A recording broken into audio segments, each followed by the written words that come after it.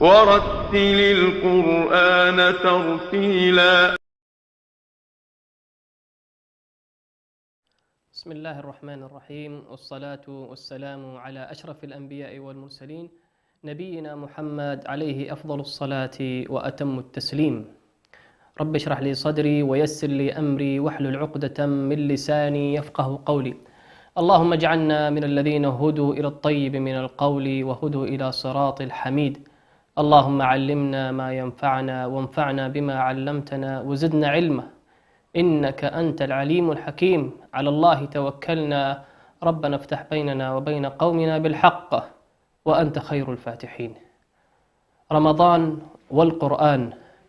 إذا ذكر رمضان ذكر القرين الصالح وهو القرآن، وصوم رمضان مقرون بالقرآن.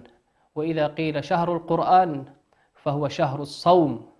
إذا قيل شهر القرآن يعني شهر الصوم، شهر رمضان. وكيف لا وقد أنزل فيه هذا الكتاب على نبينا صلى الله عليه وسلم.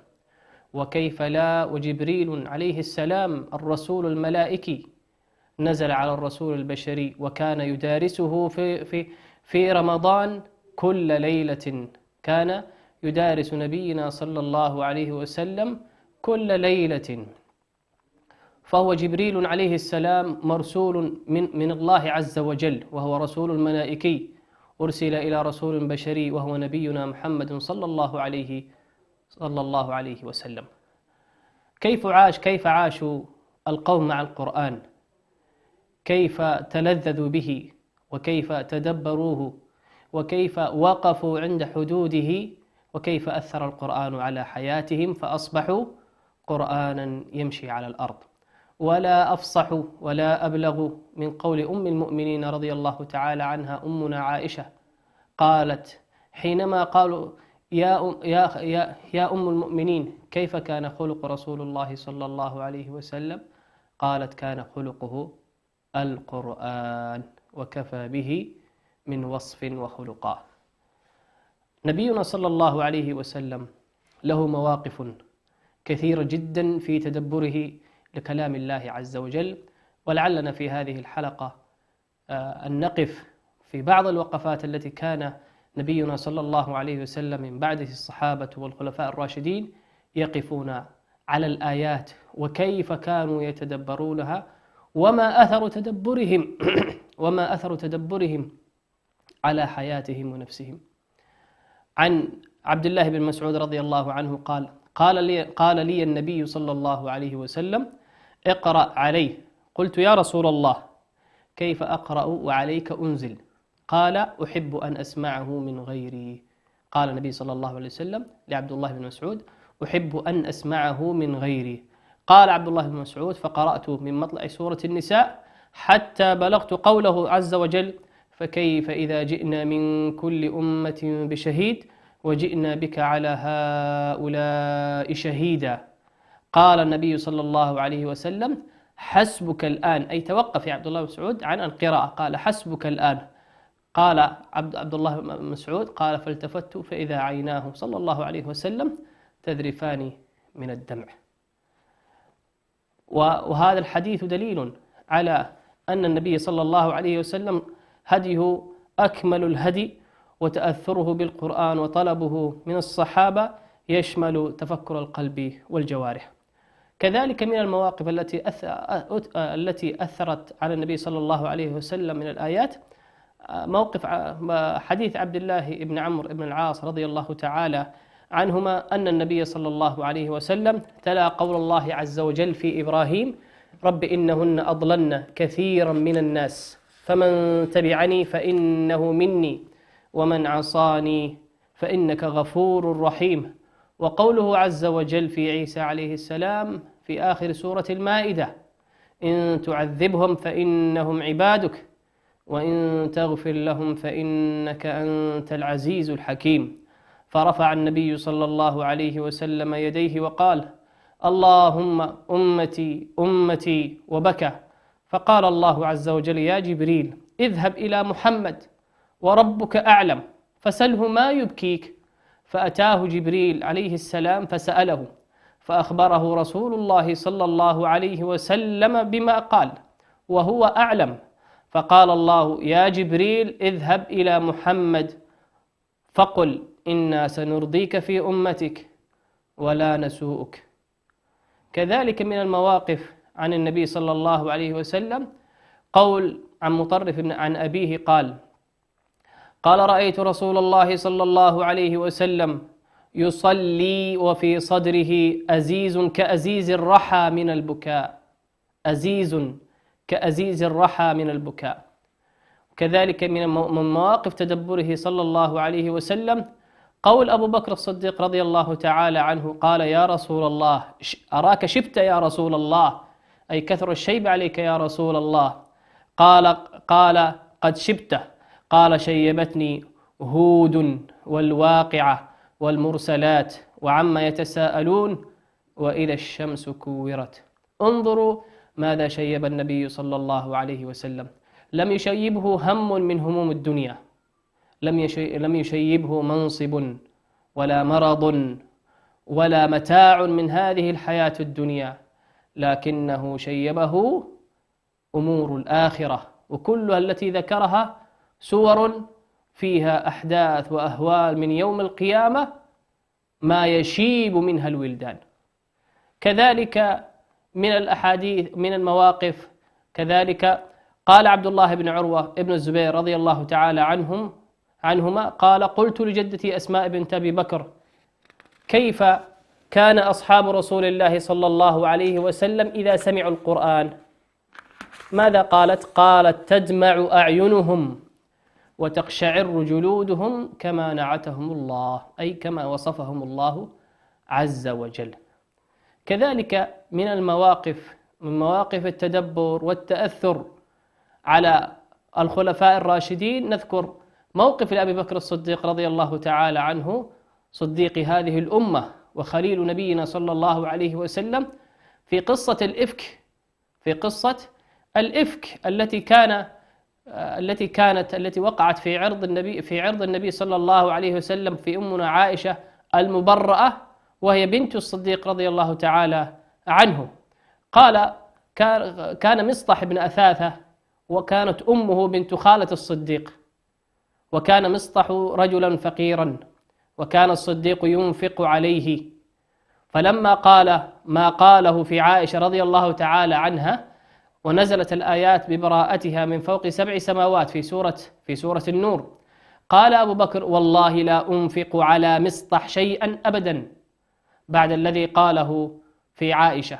فأنزل الله عز وجل: ولا يأتل أولو الفضل منكم والسعة أن يؤتوا أولي القربى والمساكين والمهاجرين في سبيل الله وليعفوا وليصفحوا ألا تحبون أن يغفر الله لكم والله غفور رحيم. ماذا قال أبو بكر لما سمع الآيات؟ قال: بلى والله إني أحب أن يغفر الله لي. فأرجع إلى مصطح النفقة التي كان ينفق عليها وقال: والله لا أنزعها منه أبدا، والله لا أنزعها منه أبدا، أي لا أقطع نفقتي عنه أبدا، بعدما سمع هذه الآيات والتي هي دليل على مغفرة الله عز وجل. كذلك من المواقف التأثر بالقرآن موقف ابن عباس رضي الله تعالى عنه حبر هذه الأمة. قال ابن أبي مليكة: صحبت ابن عباس، أي عبد الله بن عباس رضي الله تعالى عنه، قال: صحبت ابن عباس من المدينة إلى مكة، وكان يصلي ركعتين فإذا نزل قام شطر الليل يرتل القرآن حرفا حرفا، ويكثر في ذلك من النشيج والنحيب، ويقرأ: وجاءت سكرة الموت بالحق ذلك ما كنت منه تحيد. وروي عن شعيب بن درهم قال: كان في هذا المكان وأومأ إلى مجرى الدموع من خدي ابن عباس، يعني خدي ابن عباس، قال: كانت الدموع على خديه مثل الشراك البالي من البكاء، مثل الشراك البالي من البكاء. وكذلك من المواقف، والمواقف جمة، نأخذ بعضا من وقفات أمير المؤمنين عمر بن الخطاب رضي الله تعالى عنه. تعرفون من هو عمر؟ عمر صاحب السطوة والهيبة، عمر الذي كان يفر الشيطان إذا سلك عمر واديا فر الشيطان وسلك واديا آخر. عمر رضي الله تعالى عنه الذي كان تستحي منه أمهات المؤمنين. عمر رضي الله تعالى عنه الذي خاف النبي صلى الله عليه وسلم من غيرته في الجنة. هذا هو عمر. كيف كان مع كتاب الله عز وجل؟ في كلمة واحدة وجملة واحدة: كان وقافا عند كتاب الله عز وجل. كان وقافا عند كتاب الله عز وجل. ولنأخذ بعضا من وقفاته رضي الله تعالى عنه. عن عبد الله بن مسعود رضي الله عنهما قال: قدم عيينة ابن حصن ابن حذيفة بن مدر فنزل على ابن أخيه الحر ابن قيس ابن حصن، وكان من النفر الذين يدنيهم عمر أي يقربهم عمر. وكان القراء أصحاب مجلس عمر ومشاورته. القراء مقصود حفظة كتاب الله عز وجل ومشاورته، كهولا كانوا أو شبانا. فقال عيينة لابن أخيه: يا ابن أخي، هل لك وجه عند هذا الأمير فتستأذنه لي عليه؟ قال: سأستأذن لك عليه. قال ابن عباس: فاستأذن لعيينة. فلما دخل هذا الرجل على عمر فقال: يا ابن الخطاب، والله ما تعطينا الجزل ولا تحكم بيننا بالعدل. كلمة قوية. غضب عمر بن الخطاب رضي الله تعالى عنه حتى هم أن يقع به. فقال الحر: يا أمير المؤمنين، إن الله تعالى قال لنبيه: خذ العفو وأمر بالعرف وأعرض عن الجاهلين، وإن هذا من الجاهلين. فوالله، هنا الشاهد قول ابن عباس: فوالله ما جاوزها عمر حين تلاها عليه، وكان وقافا عند كتاب الله عز وجل. ما معنى هذا الكلام؟ معناها أنه انصياع تام وكامل لقوله عز وجل. كذلك من المواقف في حياة عمر ابن الخطاب رضي الله تعالى عنه عن هشام ابن حسين قال: كان عمر ابن الخطاب يمر بالآية في ورده فتخيفه، أي آية فيها وعيد، فتخيفه، وفي بعض الروايات فتخنقه، فيبكي حتى يسقط، ويلزم بيته اليوم واليومين حتى يعاد، ويحسبونه مريضا، حتى يعوده الناس ويحسبونه مريض. ماذا كان مرض عمر بن الخطاب رضي الله تعالى عنه؟ فقط أنه تأثر بكلام الله عز وجل وأنزله على حقيقة نفسه فمرض، والله المستعان على حالنا. كذلك قد سمع عمر بن الخطاب رضي الله تعالى عنه يوما رجلا يتهجد في الليل ويقرأ سورة الطور، فلما بلغ هذا الرجل إلى قوله تعالى: إن عذاب ربك لواقع ما له من دافع، قال عمر: قسم ورب الكعبة حق. قال عمر: قسم ورب الكعبة حق. ثم رجع إلى منزله فمرض شهرا يعوده الناس أي يزورونه لا يدرون ما مرضه وعلته. لا يدرون ما هو مرض عمر الخطاب رضي الله تعالى عنه.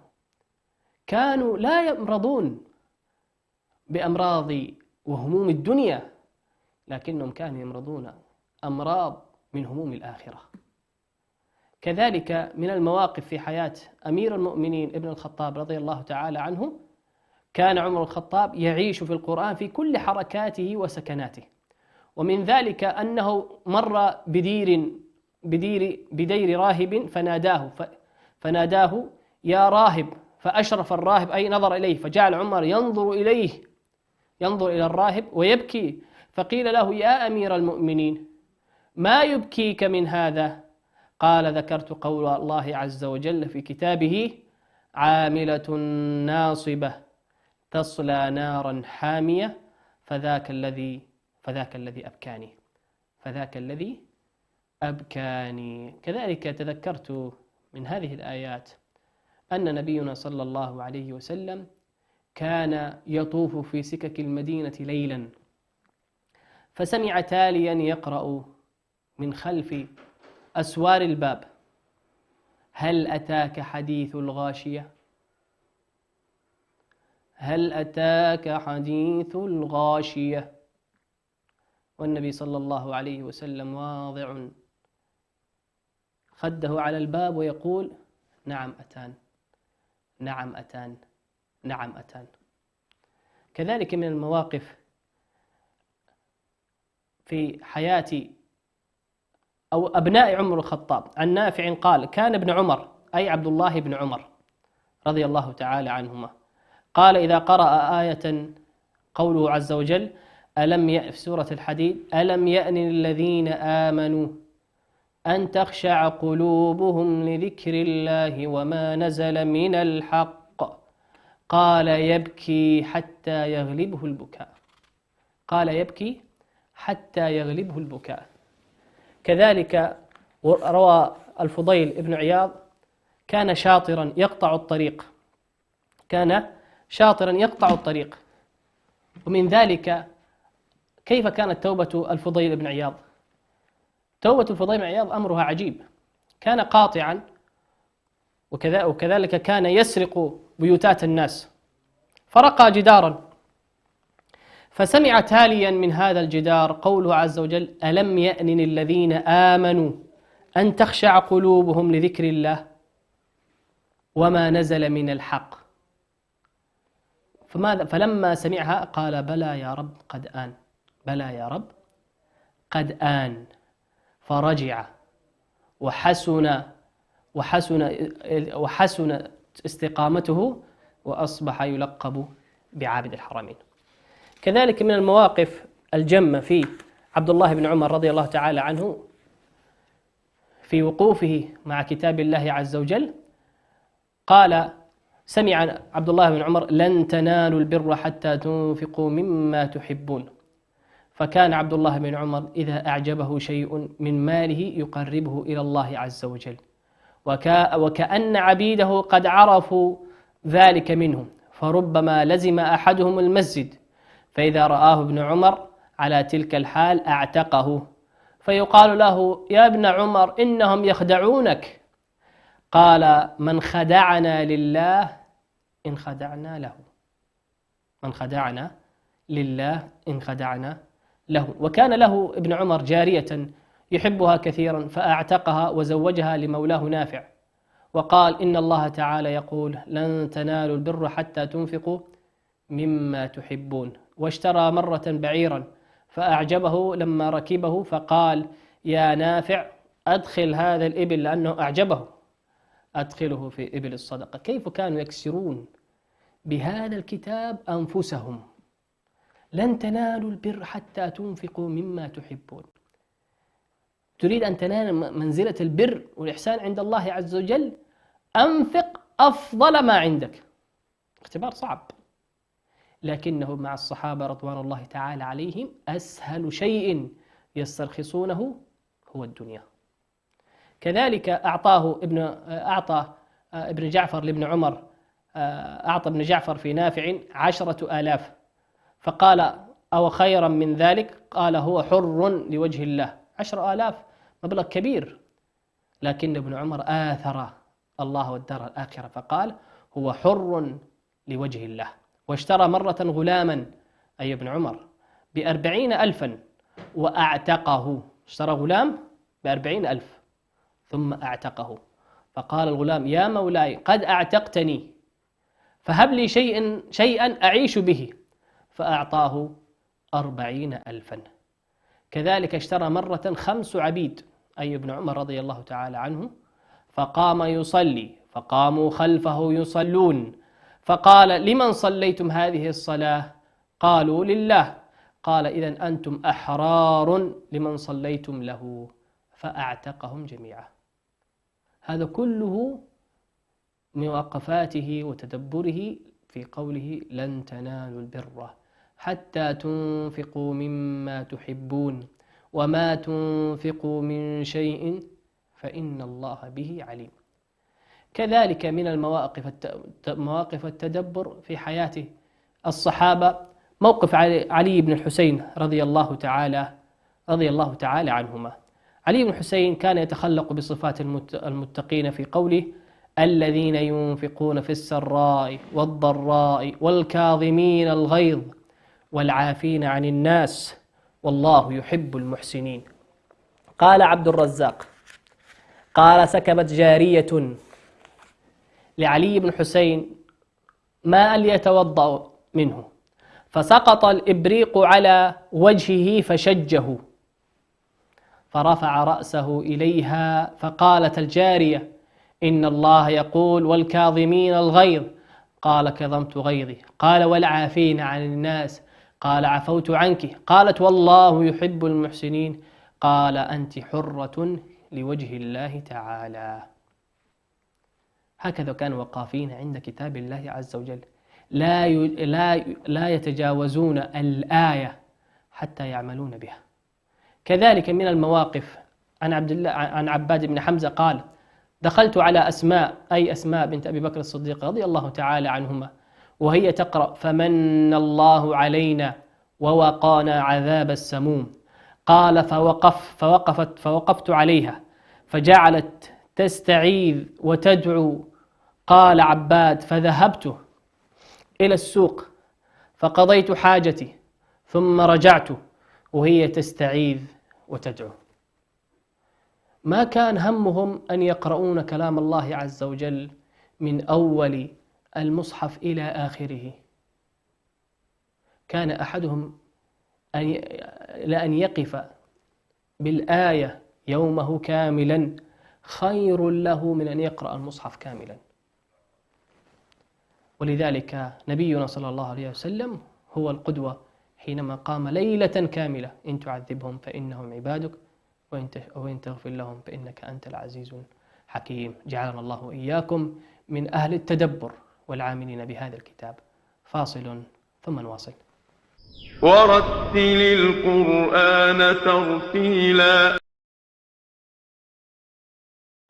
يعاني اللاجئون الإريتريون في مخيمات شرق السودان وإثيوبيا واليمن وجيبوتي من التجاهل التام من المجتمع الدولي، لدرجة أن البعض لا يعلم بوجودهم وبحجم الوضع المأساوي اللا إنساني هناك من مجاعة وأمراض.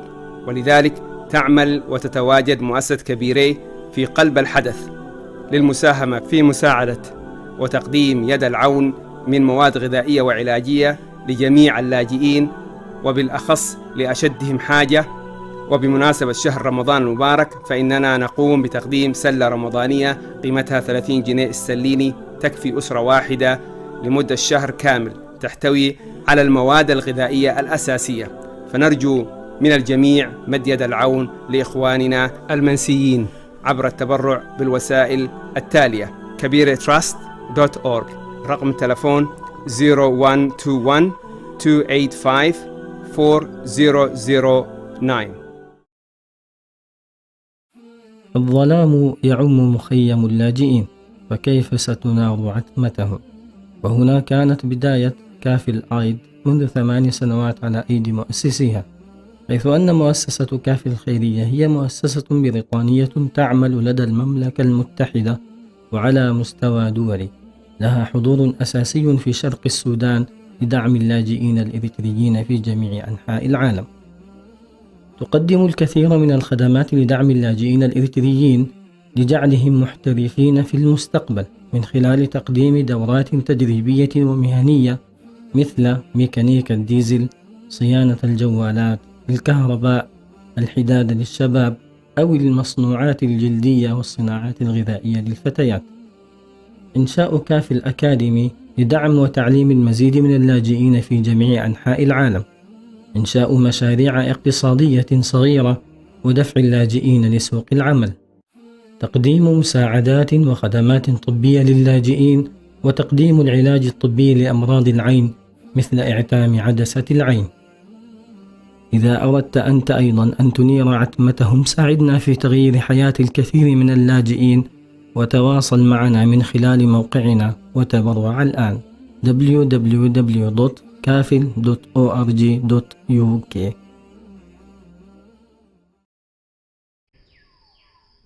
ورتل القرآن ترتيلا. السلام عليكم ورحمة الله وبركاته.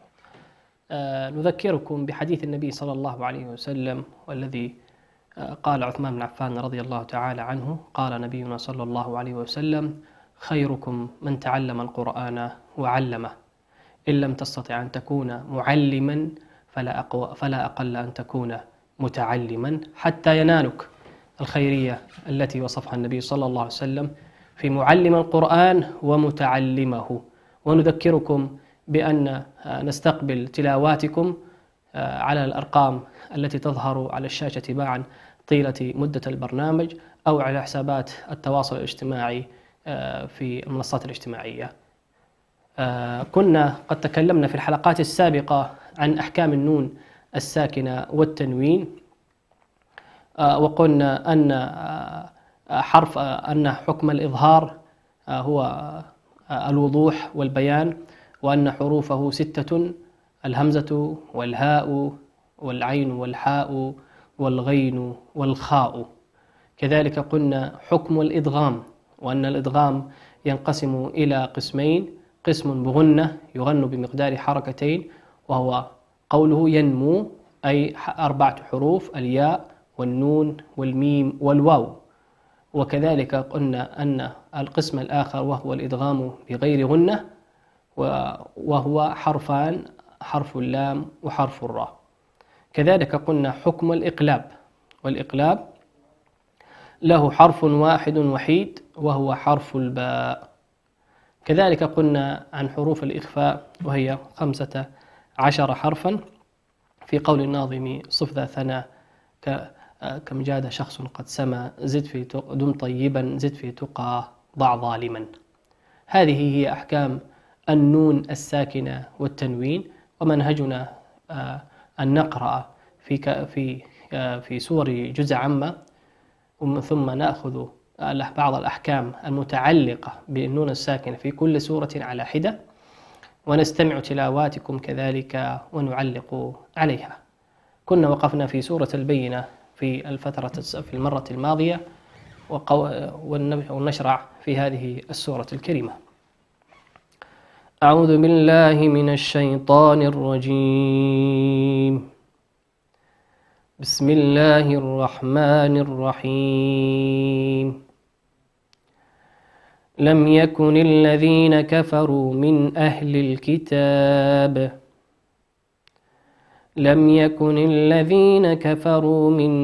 الكتاب والمشركين منفكين حتى تأتيهم البينة. لم يكن الذين كفروا من أهل الكتاب والمشركين منفكين حتى تأتيهم البينة. رسول من الله يتلو صحفا مطهرة. رسول من الله يتلو صحفا مطهرة فيها كتب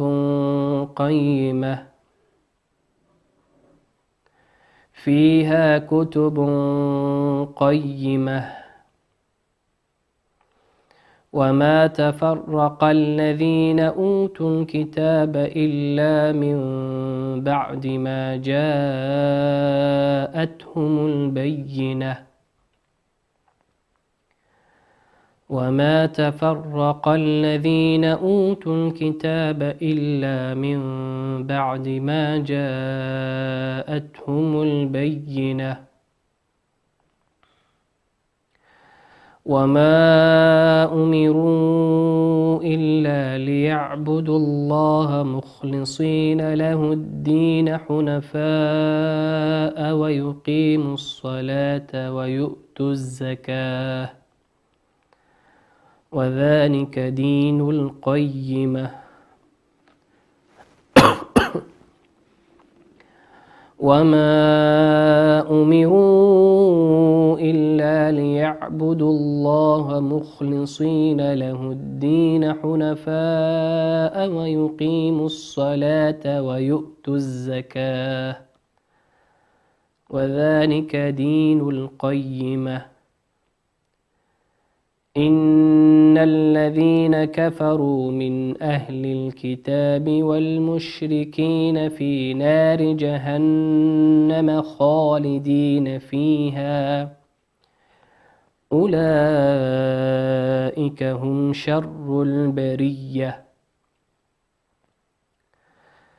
إن الذين كفروا من أهل الكتاب والمشركين في نار جهنم خالدين فيها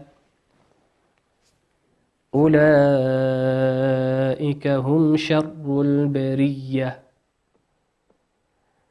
إن الذين آمنوا وعملوا الصالحات أولئك هم خير البرية إن الذين آمنوا وعملوا الصالحات أولئك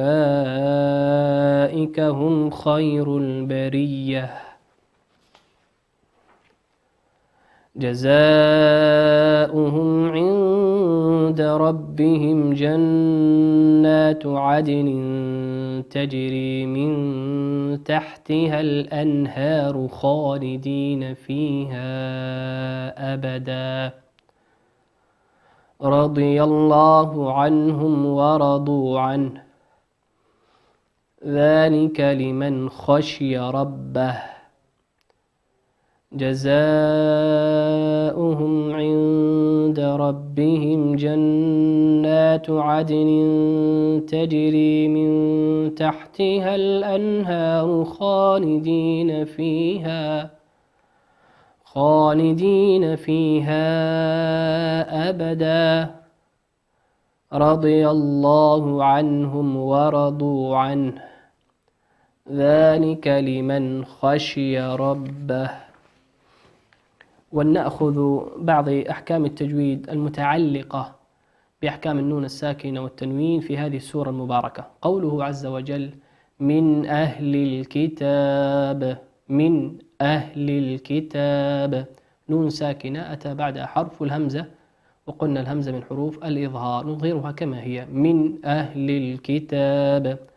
وقوله عز وجل منفكين، منفكين، نون ساكنة أتى بعدها حرف الفاء، والفاء من حروف الإخفاء.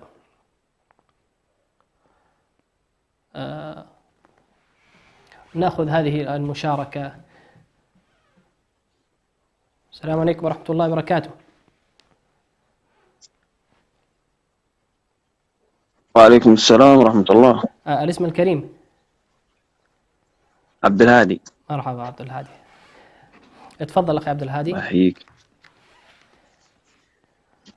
ما سمعتك. اتفضل اقرأ. الله يزيد فضلك. ابدأ بسم الله. أعوذ بالله من الشيطان الرجيم. بسم الله الرحمن الرحيم. والشمس وضحاها والقمر إذا تلاها والنهار إذا جلاها والليل إذا يغشاها والسماء وما بناها والأرض وما طحاها ونفس وما سواها فألهمها فجورها وتقواها قد أفلح من زكاها وقد خاب من دساها كذبت ثمود بطغواها إذ انبعث أشقاها فقال لهم رسول الله ناقة الله وسقياها فكذبوه فعقروها فدمدم عليهم ربهم بذنبهم فسواها ولا يخاف عقباها. أحسن الله إليك وبارك فيك وجعلك الله من أهل القرآن الذين هم أهل الله وخاصته. أحسن الله إليك يا أخ عبد الهادي. آمين. أحسن الله إليك. أحسنت. قراءة أخي عبد الهادي قراءة جميلة موفقة، لكن ملاحظة واحدة، قوله عز وجل بذنبهم فسواها، بذنبهم فسواها، الميم ساكنة وأتى بعدها حرف الفاء، والفاء من حروف الإظهار في هذه الآية. ما نقول بذنبهم فسوا، لا، واحذر لدى واو وفاء أن تختفي لقربها والاتحاد فلتعرفي. بذنبهم فسواها، بذنبهم فسواها، ما ندغم الميم في الفاء. والقراءة جميلة وماتعة وبارك الله فيك وأحسن إليك. نكمل بعض أحكام التجويد في هذه السورة المباركة، سورة البينة. قلنا في قوله عز وجل منفكين، النون نون ساكنة أتى بعد حرف الفاء، والفاء من حروف الإخفاء، والفاء من حروف الإخفاء. وقوله عز وجل رسول من الله، رسول من الله، تنوين أتى بعده حرف الميم، وقلنا الميم من حروف الإدغام بغنة، يغن بمقدار حركتين. وقوله عز وجل صحفا مطهرة، صحفا مطهرة، تنوين أتى بعده حرف الميم، والميم من حروف الإدغام بغنة، يغن بمقدار حركتين. وقوله عز وجل فيها كتب قيمة، فيها كتب قيمة، كتب قيمة، تنوين أتى بعده حرف القاف، والقاف من حروف الإخفاء. وقوله عز وجل إلا من بعد، إلا من بعد. ولعلنا نأخذ هذه المشاركة. السلام عليكم ورحمة الله وبركاته. عليكم السلام ورحمة الله وبركاته. اسمك الكريم؟ حامد حسن. ونعم أكرم، حياك الله أستاذ حامد. تفضل اقرأ. الله يكرمك. بسم الله الرحمن الرحيم. لم يكن الذين كفروا من أهل الكتاب والمشركين منفكين حتى تأتيهم البينة. مسموع. تفضل أكمل. رسول من الله يتلو صحفا مطهرة فيها كتب قيمة وما تفرق الذين أوتوا الكتاب إلا من بعد ما جاءتهم البينة. من بعد يا حامد، إلا من بعد. أبشر. وما تفرق الذين أوتوا الكتاب إلا من بعد ما جاءتهم البينة. أحسنت. وما أمروا إلا ليعبدوا الله مخلصين له الدين حنفاء ويقيموا الصلاة ويؤتوا الزكاة وذلك دين. ويؤتوا الزكاة حامد، ما نقول ويؤتوا الزكاة. لما تقف على ويؤتوا الزكاة ما نقول ويؤتوا الزكاة، نقول ويؤتوا الزكاة ها. إذا أردت أن تصلها تقول أبشر. ويؤتوا الزكاة وذلك دين. تمام؟ تمام. وما أمروا إلا ليعبدوا الله مخلصين له الدين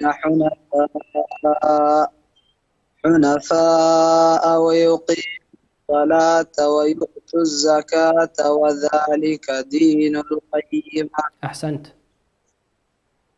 إن الذين كفروا من أهل الكتاب والمشركين في نار جهنم خالدين فيها أولئك هم شر البرية. إن الذين آمنوا وعملوا الصالحات أولئك هم خير البرية جزاؤهم عند ربهم جنات عدن تجري من تحتها الأنهار خالدين فيها أبدا. جنات عدن تجري يا حامد، جنات عدن تجري. تمام. جزاؤهم عند ربهم جنات عدن تجري من تحتها الأنهار خالدين فيها أبدا رضي الله عنهم ورضوا عنه ذلك لمن خشي ربه. أحسنت بارك الله فيك وجعلك الله من أهل القرآن الذين هم أهل الله وخاصته. نفع الله بك يا أخ حامد. أحسنت بارك الله فيك. لعلنا أخذنا بعض أحكام التجويد في هذه السورة المباركة، ونشرع في قوله في سورة الزلزلة، سورة المباركة سورة الزلزلة. بسم الله الرحمن الرحيم.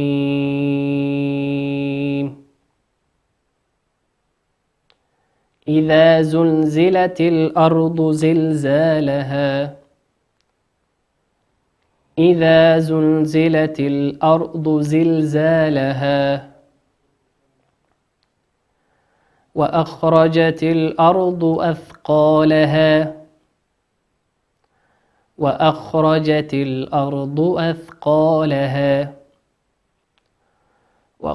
الإنسان ما لها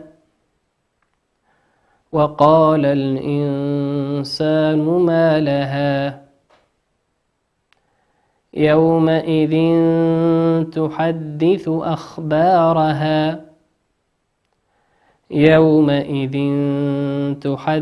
أخبارها بأن ربك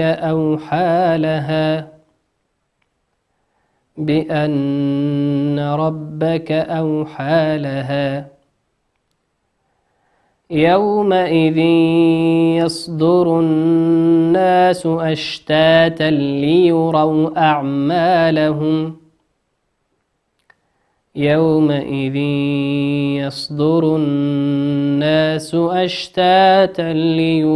أعمالهم فمن يعمل مثقال ذرة خيرا يره ومن يعمل مثقال ذرة شرا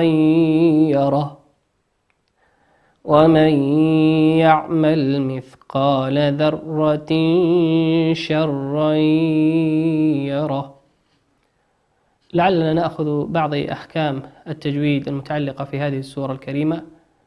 قوله عز وجل وقال الإنسان ما لها. الإنسان نون ساكنة أتى بعدها حرف السين، والسين من حروف الإخفاء. وقوله عز وجل يومئذ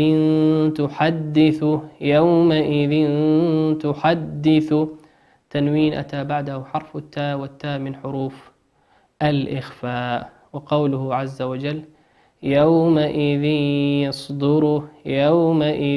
يصدر تنوين أتى بعده حرف الياء والياء من حروف الإدغام بغنة يغن بمقدار حركتين. وقوله عز وجل أشتاتا